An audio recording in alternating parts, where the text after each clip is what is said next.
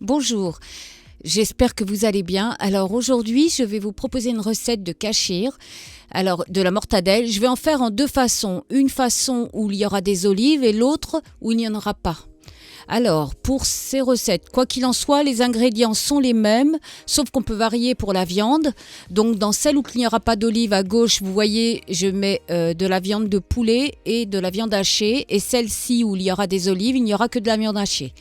Alors, il nous faudra 350 g de viande hachée, ou donc du poulet haché, 15 olives vertes, 4 cuillères à soupe de semoule fine, 70 ml d'huile d'olive, vous pouvez aussi prendre de l'huile de tournesol, 3 œufs moyens, 3 fromages vache qui rit, une demi-cuillère à café de cumin, une cuillère à soupe d'ail en poudre. Si vous n'aimez pas tellement l'ail en poudre, vous pouvez mettre qu'une demi-cuillère à café, une demi-cuillère à café de poivre, une cuillère à soupe de paprika doux. Le paprika doux n'aura pas de goût, mais il va nous aider à avoir la couleur orangée qu'on peut avoir dans les kachers.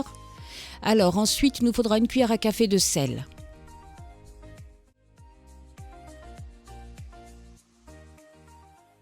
Alors, donc dans le robot mixeur, on peut voir un robot mixeur ou un blender. Alors, on met donc tous les ingrédients, sauf la viande hachée et les olives.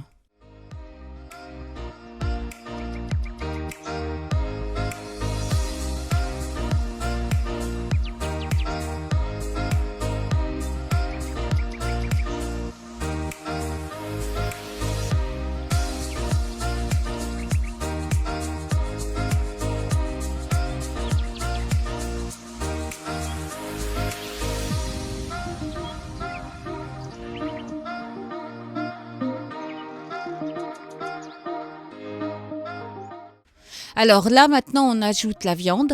Donc là, en l'occurrence, j'ai mis de la viande hachée. On mélange le tout.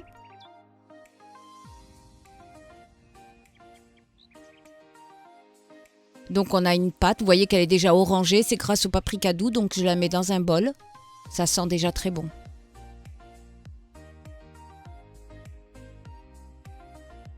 Alors donc voilà notre pâte. Et là maintenant, je vais prendre du cellophane que je vais superposer en deux.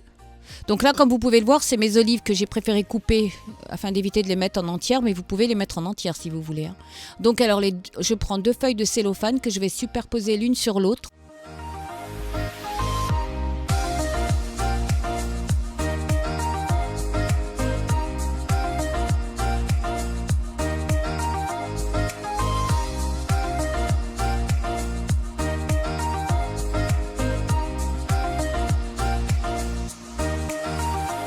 Donc on prend la pâte qui est dans le bol et on essaye de la mettre au milieu des deux feuilles de cellophane superposées, de sorte de former un rectangle.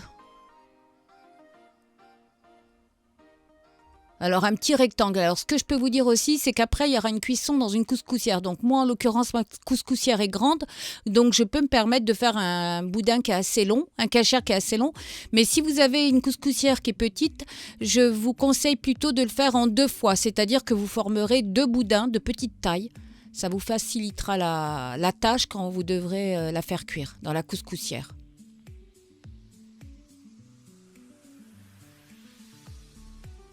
Donc là, je mets les olives. Vous pouvez rajouter des olives vertes si vous voulez. Vous pouvez aussi mettre du poivron. On fait ce qu'on veut en fait. Vous avez la base et après, à vous de voir les épices que vous aimez, ce que vous aimez mettre.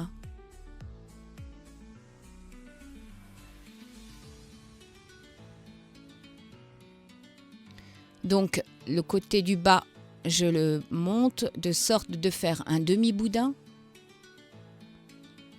Donc là, tout simplement, on forme notre kachir. Ensuite, on prend l'autre partie du haut, qu'on positionne sur le bas. Et donc là, on serre et on forme notre boudin, notre kachir. En essayant d'enlever le plus possible les bulles d'air. Faut pas oublier qu'on n'est que des amateurs, donc c'est du fait maison, donc peu importe si il n'est pas vraiment droit, s'il y a des bulles d'air. Le principal, c'est qu'il ait bon goût et qu'il soit bon, quoi, en fait. Donc là, alors, vous fermez... En fait, on fait un gros bonbon. Donc, on pousse la pâte Et on fait un nœud au bout. De chaque côté, donc, on fera un nœud.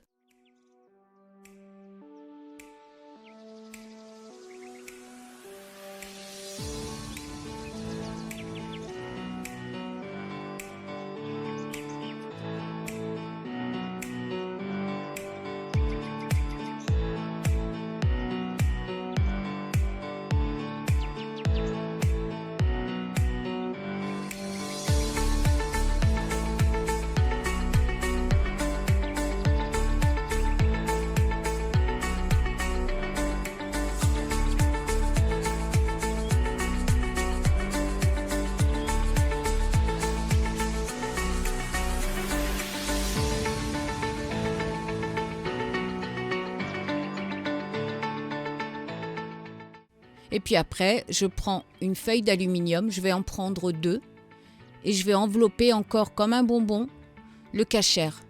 En fait, ça c'est pour être sûr de s'il y a une fuite ou quelque chose, ça ne va pas aller dans tous les sens. Donc c'est encore une protection en plus, quoi.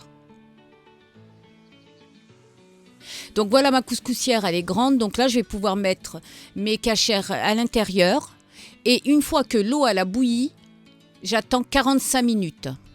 Voilà, donc les 45 minutes sont passées, mon cachère est cuit, mais il n'est pas encore bien dur.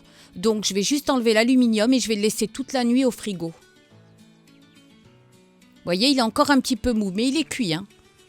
Mais le fait de le laisser toute une nuit dans le frigo va l'aider à bien se durcir et à être plus facile à couper en tranches. Donc ils sont restés toute la nuit au frigo, j'ai plus qu'à enlever le cellophane et à le couper en tranches et à le mettre dans un plat de présentation. Voilà, la recette est terminée. J'espère que celle-ci vous aura plu. Je vous conseille vivement de la faire. En plus d'être facile, elle est vraiment très bonne. Du cachère ou de la mortadelle, comme vous le souhaitez. Voilà, je vous dis à bientôt. Prenez soin de vous.